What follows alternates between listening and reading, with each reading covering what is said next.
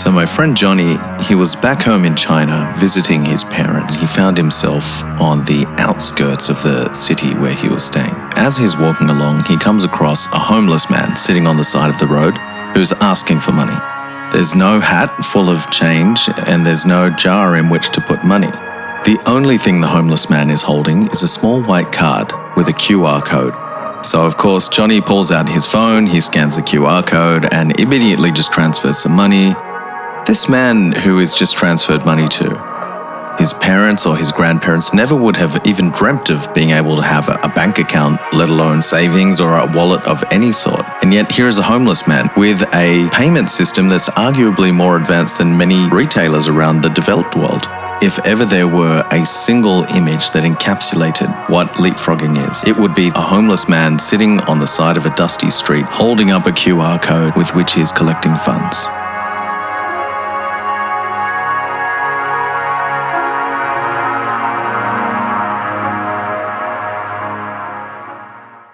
Welcome to Future Of, a series where we explore how ripples of innovation become tides of disruption and what organizations can do to ride the wave. It's no secret that the retail industry has undergone radical disruption over the last decade. E-commerce and the rise of digital platforms like Amazon have fundamentally shifted how we do commerce.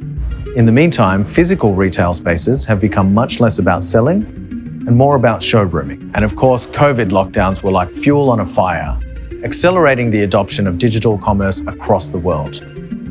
But this created new and unique opportunities for small businesses, brands that could be run from a bedroom, and retailers who could suddenly access entirely new markets through cross-border business. In this episode, we'll explore the future of commerce, specifically how technology adoption in developing economies is allowing some of these emerging markets to catch up and in some cases overtake more mature markets in record time. We'll also discuss how those in the industry are responding to this change in order to capture some of that secret sauce. I'm here at the National Design Center in Singapore to meet with Delisha Surya, who leads Deloitte's Center for the Edge. He's a futurist who helps companies understand emerging trends and what they can do to adapt in an ever-changing environment. So Delisha, when we talk about leapfrogging, what exactly do we mean? Well, in the context of technology, it's skipping a few generations of the technology. So it's like your grandma going from the trusty landline to the latest generation smartphone. So they skip the brick, skip the flip phone, skip all the few feature phones and a few early generations of smartphones and going to the latest, right? Now, in the context of regions, we're seeing the same thing with the East and the West, where the East has skipped a few generations of technologies. Let's take retail banking, for example. In the West, you saw kind of the banks handling physical cash, going to ATM networks and credit cards, and then slowly on to internet banking and digital world.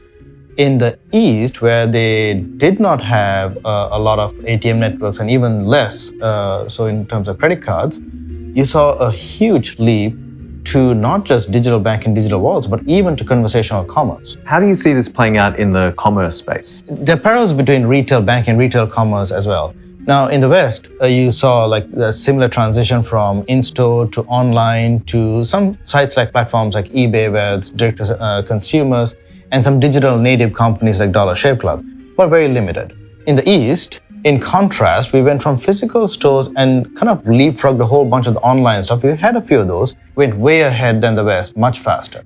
Delisha, this is all great, but why does it matter? The shifting patterns and preferences from customers are fundamentally changing the channels to market. And that's fundamentally changing the power in the market. And that's fundamentally changing how value is created and how value is captured. We've spoken a lot about the leap that's happening in Asia. Delisha, what role do you see the technology platforms like Facebook playing in this transformation? Technology platforms are the disruptors in this context. We have an example from Thailand. This son of a fisherman, Anurag Saruthai, he's in this town, little town of Satun, and he's just a naturally born salesperson. On his Facebook platform, he has over 1 million followers, and he sells hundreds of thousands of dollars of fish snacks every single month on the basis of having this platform. This is not something he would have ever been able to do prior to this. Well, large brands are slow to catch on to all these changes, and that's understandable. They're much more risk averse. They have a lot more to lose, so it's predictable. However, if they stay back too long, if they hold back too long, they are not going to be able to catch up, and they will be disrupted by an army of new incumbents. One of my former colleagues, Nishit Mohanty, more affectionately known as Monty, has recently moved back to India after living here in Singapore for several years. He's a consultant by day, but his real passion is collecting rare and unique fountain pens. I caught up with Monty to talk to him about the effects of WhatsApp on the commerce industry in India, and he had a great story to tell. A fellow fountain pen enthusiast took me to this stationery stall. It looked no better than a dollar store on the third floor of a forgotten shopping mall. Ravi, the store owner, started to clear out his small countertop. He took out a notepad, he took out a bottle of ink, and he then showed us folders of hundreds of fountain pens for us to try. Now, his collection was just awe-inspiring. His prices were overly inviting. Now, I then wondered, how is he managing to make his living just from this store? And he's like, oh no, this store is just so that I have a place to go other than home. My real business actually happens on WhatsApp. So I'm like, what is that? And he's like, he added me to his group of about 400 loyal customers, where every time he would get his hands on a consignment of new old stock, he would post pictures on it. And along with that, he would post a description. As he would start sending all of those images, within minutes, he would start replying to each one of his own images with the words sold. So there's no doubt that this shift in commerce has been from the bottom up, starting with small businesses in small markets and growing from there. But I also wanted to find out whether the large brands and retailers were seeing the same impact. Were they seeing the smaller players as a threat or an opportunity? I decided to catch up with Delisha to find out what he's seeing out there in the industry. Within large established firms, the perceived risk of doing something and getting it wrong is much, much higher than the potential gain of trying something new. Smaller firms, startups, and individuals have much less to lose and have much more to gain. Do large firms see these small firms and individuals as a threat? Mostly, no. It's a blind spot for them. But this is like death by 1,000 cuts. Every single one of those small guys knows to do something that's much closer to their hearts that they do much better than the large guys do. There is also an opportunity for large companies. An example here is a startup in Indonesia, Warung Pintar. They've created a digital kiosk that replaces the traditional warungs you see in every corner in Jakarta. What that does is, on the one hand, it's a boon for the small, medium businesses and the individuals who are running those warungs. But from a data and insight perspective, CPG companies now, if they partner with Warung Pintar, get insight into the 23% of the grey market in retail commerce in Indonesia. Clearly, the CPG brands have been paying attention to these shifts in the industry. In particular, the shift to direct-to-consumer and conversational commerce. I spoke with Rachel Lai, who is an expert in leading digital transformation for product and retail companies. She spent the last several years leading the transformation for a global beauty and skincare brand. Here's what she had to say. When all the companies saw the opportunity in digital transformation, especially in the opportunity of social selling, our company did the same. However, we encountered internal struggles. Instead of going to the markets, identify those unique characteristics, we went for a global platform. And that probably wasn't what the sales leaders would hoping to get. Opposite to multinational companies, small businesses are already doing social selling by conducting conversational commerce. The only problem is it's all very manual. To summarize, big companies should act like speedboats, like they're small companies. And small companies have to scale to become bigger companies.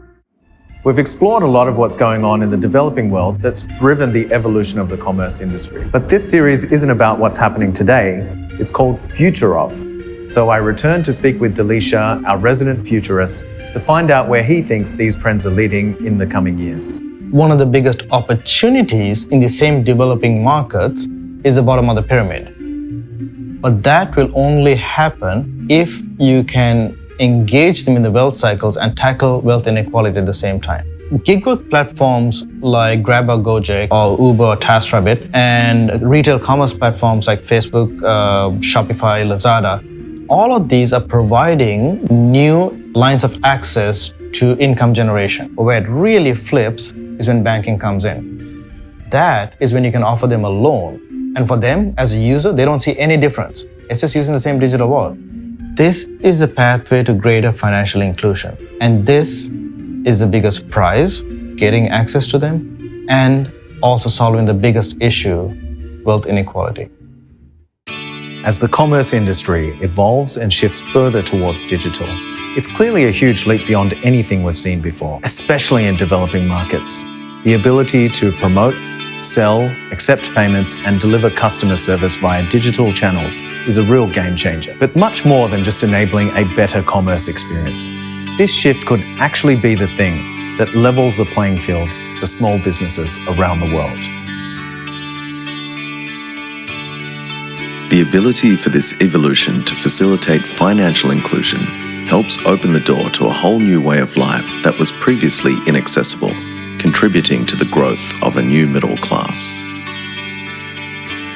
In its current state, it might look like one small step for commerce, but for many communities in developing markets, it's a giant leap forward into a new era of prosperity. And that's a future we can all buy into.